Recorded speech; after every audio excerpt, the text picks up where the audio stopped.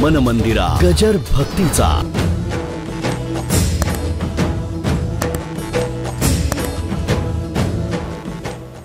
असं घडलं, एकदा एक चिनी साधू होते, मोठे मोठे सत्पुरुष होते, आणि त्यांच्याकडे एक तरुण गेला, साधक गेला. हा प्रश्न विचारतोय, तो प्रश्न विचारतोय, तो प्रश्न विचारतोय, तो प्रश्न विचारतोय. ते म्हणाले, महाराज जरा आमच्या प्रश्नाची उत्तर द्या. ते म्हणाले, बाबा मी आहे म्हातारा, जरा चहा कर, मला जरा मदत कर. त्यांनी चहा केला. तूही घे, मलाही दे. थांब म्हणाले, मी तुला चहा देतो. तू आता केलास, मी देतो तुला. अशी कप्पशी ठेवली आणि त्याने ओतायला सुरुवात केली. ओतायला सुरुवात केल्याबरोबर अर्धा कप झाला, पाऊण कप झाला, पूर्ण कप झाला. बशीमध्ये चहा सांडू लागला आणि शेवटी त्या टेबलावरून खाली सांडू लागला. तो म्हणला, महाराज महाराज महाराज महाराज. तो चहा सांडतोय. नाही म्हणले, तुझ्या प्रश्नाला उत्तर देतोय. तुझंच एवढं पूर्वी भरलेलं आहे, जे भरलेलं आहे ते खाली सांडतंय, माझं केव्हा शिरणार? तेव्हा तुझं जे भरलेलं आहे ते पहिलं रिकामं कर, म्हणजे मग माझं शिरायला जागा पडेल. तसं विद्वान होते, ज्ञानी होते, संन्यासी होते, ब्रह्मचारी होते, आत्मनिष्ठ होते, ब्रह्मनिष्ठ होते, पण गोपी नव्हते. गोपी शब्दाचा अर्थ मागे आपल्याला मी सांगितला. गो इंद्रियातून प्रभू प्रेमाचं रसपान जी करते, रसपीते, गोपी जी रसपीत असते ती गोपी. आणि अशा गोपींना गोकुळामध्ये कुणाचं दर्शन घडलं? निळोबार आपल्या गवळणीमध्ये म्हणाले, शुकादिकाची हृदयीचे ध्यान आम्हा जोडले हो न करिता साधन, सहजची पाचारिता येतसे धावोनी, प्रेमी आलिंगिता निवेतनु मनो, ऐशा गवळणी त्यानंद भरिता. शुकादिकाचे हृदयीचे ध्यान आम्हा जोडले हो न करिता साधन. खरंच आहे, शुकादिकांच्या हृदयीचं ध्यान गोकुळच्या गवळणींना सहज भक्तिभावामध्ये आणि त्या कारणामुळे ते उपलब्ध झालं. आपल्याला आता रासेपर्यंत पोचायचं आहे. रासलीला ही गोकुळातली शेवटची लीला आहे. त्याच्यानंतर भगवान आणि मथुरेला गेले. रासलीलेमध्ये सर्वांना तृप्त केलं भगवंताने, गोपींना तृप्त केलं. वृत्ती ही गोपी आहे. गोपी कोण आहे आणि ज्या गोपिका होत्या सांगेन मी आपल्याला थोडं थोडं थोडं. श्रुती स्मृती, मोठे मोठे ऋषी मुनी हे सगळे तिथे गोपी होऊन आले होते. लक्षात घ्या, मोठं आश्चर्यकारक घटना आहे. त्याच्याकरता काल एक एक लीला सांगत आपण पुढे सरकलो. काय काय जायला पाहिजे? अविद्येचा नाश, रजगुणाचा नाश. रजगुण नाहीसा झाल्यानंतर कन्हैया माखन चोरी करतो. एक लक्षात घ्या, हे मोठा गमतीदार विषय आहे. मन विषयाच्या मागे जातं. ते का जातं? कन्हैया त्याची चोरी करत नाही म्हणून. कन्हैयाने चोरी करण्याकरता ते मन तितकं त्याच्याशी एकरूप व्हावं लागतं, तेव्हा तो मन म्हणजे लोणी चोरतो तुमच्या, मन माखन. ते मन सुद्धा असं मृदू व्हावं लागतं, लोण्यासारखं. मन कसं व्हावं लागतं? भगवंताचं प्रेम अंतःकरणामध्ये प्रगट होण्याकरता, त्याच्याशी एकरूप होण्याकरता लोण्यासारखं नरम व्हावं लागतं.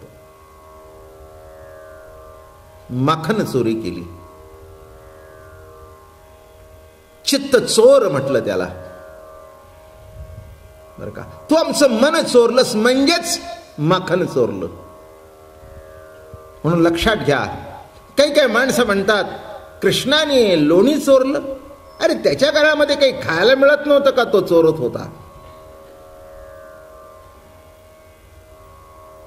तो लीला परमात्मा आहे, लीला भगवान आहे, लीला अवतार आहे.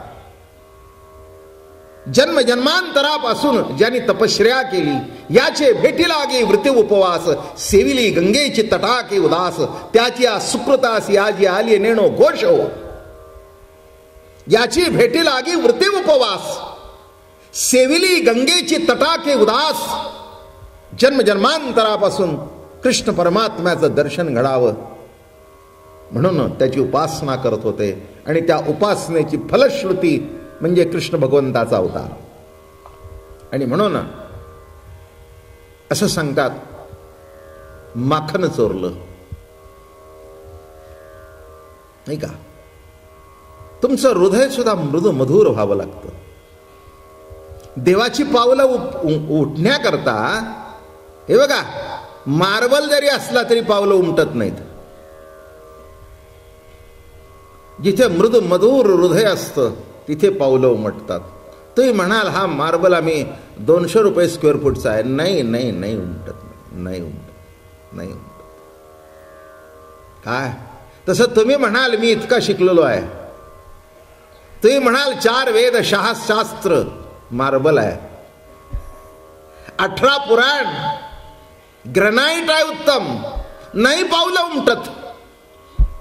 कारण कठीण आहे. हृदय कसं लागतं? मृदू मधुर.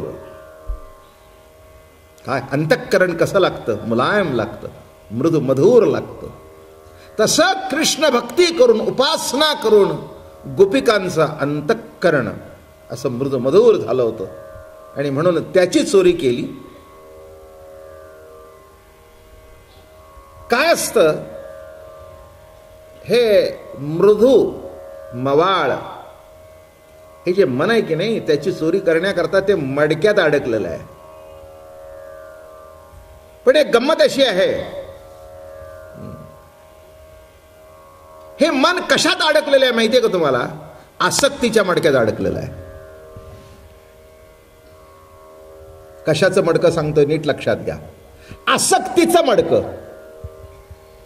त्या आसक्तीच्या मडक्यात मन अडकल्या कारणाने ते लवकर पोचता येत नव्हतं. म्हणून देव म्हणले हात घालायचा नाही, याला काठी मारून फोडून टाका. आसक्तीचं मडकं फुटलं पाहिजे. एकदा मडकं फुटलं ना की साठवायची जागा संपली. बरं का. आसक्ती संपली की अनासक्ती आली. आणि अजून सांगतो, आसक्ती संपली की विषयांची सक्ती संपली. गोड शब्द प्रयोग आहे. आसक्ती संपली की विषयांची सक्ती संपली. आसक्ती आहे म्हणून सक्ती आहे. धन पाहिजे, दौलत पाहिजे, नाव पाहिजे, लौकिक पाहिजे, विषय पाहिजे. काय आसक्ती आहे? आसक्ती तुमच्यावर सक्ती करते. आणि सक्ती केल्यानंतर मग एकदा धनाची सक्ती करू लागलं मन, आसक्ती करू लागली म्हणजे ते वाटेल त्या पद्धतीने कमवतं, संपतं एक दिवस. चोऱ्या सुद्धा करतो. आपण काही वेळेला असं पेपरमध्ये वाचतो की लक्षाधीशाची मुलं चोरी करतात. म्हणजे हेही असं आश्चर्यच आहे की लक्षाधीशाचा मुलं चोरी का करतात? नाही, आसक्ती. आणि ती आसक्ती त्यांना सक्ती करते. मग त्यांचं मन त्यांच्या ताब्यात राहत नाही आणि मग वाटेल ते करतात आणि एक दिवस नको ते घडून जातो. तसं इथे काय केलं भगवंतानी? आसक्तीचं मडकं फोडून टाकलं. संसाराची आसक्ती असू नये असं मी म्हणत नाही, पण जेवढी असायला पाहिजे तेवढी असली तर बरी. वाजवीपेक्षा जास्ती त्रास होतो. जेवणामध्ये शेवटी आपल्याला तूप वाढतात. अत्यंत उत्कृष्ट म्हणजे तूप, म्हणून शेवटी वाढायचं. मराठीमध्ये एक शब्द वापरला जातो, अन्नशुद्धी. तूप म्हणजे काय आहे? खेड्यामध्ये अपभ्रंश झालेला शब्द आहे, अनसूट. अपभ्रंश काय झाला? अनसूट. म्हणजे अनसूट वाढलं का? म्हणजे एकदा अनसूट वाढलं की आता सूट, म्हणजे जेवायला आता मोकळा सुटला. हा ना काय? पण खरा शब्द त्याचा असा आहे अन्न शुद्धी. अहो सुरुवात करा ना. आमच्या गुरुजींना विचार, ते म्हणतील अहो तूप वाढा ना. तूप वाढा. तूप वाढलं की पार्वती मध्ये हर हर. पण तूप पाहिजे. अन्न शुद्धी आहे, पवित्र आहे, ते घातल्याशिवाय जमत. तसं काही काही गोष्टीमध्ये नीट लक्षात ठेवा. आता जेवण एवढं, पण तूप एवढं, एवढंच. जास्ती काही घालायचं नसतं, काही पेलाभर ओतायचं नाही. भाताच्या मुदी बरोबर तुपाच्या गोळाची मूठ ठेवायची नसते, बिघडून जाईल. तसं मला म्हणायचंय की एवढी आसक्ती नको, थोडी थोडी ठीक आहे, पण आपण इतकी आसक्त झालो की त्या संसारातून बाहेर पडायला वेळ नाही, यत्किंचित सवड नाही. हे काही मी तुम्हाला सांगायची गरज नाही आहे. आपण सगळे संसारिक आहोत, त्यामुळे आपला हा अनुभव आहे. त्यातल्या त्यात एक महिनाभर का होईना चमचाभर इकडे येतंय रोज. काय म्हटलं?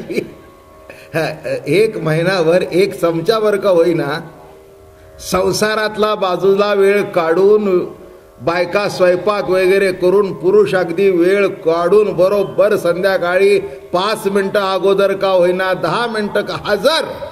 म्हणजे त्याच्यातला भाग असा आहे, एवढा संसार असू दे, पण एवढी तुपाची धार असली तरी तुमचं संपूर्ण जीवन पवित्र करील. अन्नशुद्धी आहे, अन्नशुद्धी आहे. म्हणून ही कृष्ण कथा कशी आहे, हे भागवत कसा आहे, तर अन्नशुद्धी करणारी आहे. कृष्ण नामाने जीवन शुद्ध होतं, जीवन पवित्र होतं. नामे तरला नाही कोण, ऐसा द्यावा निवडून.